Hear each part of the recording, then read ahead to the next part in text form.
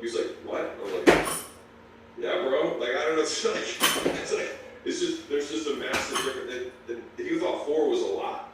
And doing 4 every 2 weeks, he thought was a lot. And so I'm like, what was he doing before? Right? And so, you know what I mean? But like, that's the thing. It's like, people have just had this massive discrepancy between what is required. What are the points of leverage? Like, what are the things that actually grow a business? Right? Like, number 1 is you can get more customers. Number 2 is you can make them worth more. It's literally it. So everything flows down from that equation at the top.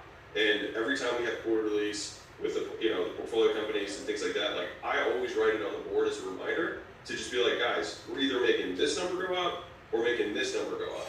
What is all of these, these quarterly objectives that we're doing? Analyzing the situation and making decisions, and not about just feeling a certain way, When you say that ultimately is that next level, is detaching yourself from that and just looking at it as it is.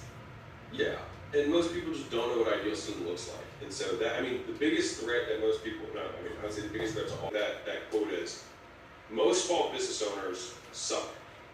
And that is why they are small business owners, because they are so bad at virtually all aspects of business that's why they are small, right? Like the thing that separates small to 2 gets another message like, hey, you can do that Johnny thing. And he's like, oh no, I actually heard from Frank that it's actually a really bad product. And they're like, oh, okay. And that's enough. Like, it doesn't take a lot to get people to not buy, right?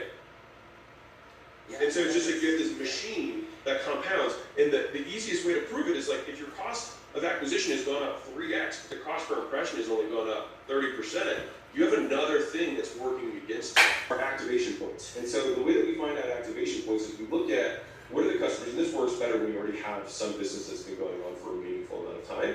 You say, what are my favorite customers, right? And so then we say, okay, well, these are the people that I love working with, these are the ones that crushed it for me, etc. And we say, okay, what experience did they have and what steps did they go through that other people didn't go through? And so usually we can find a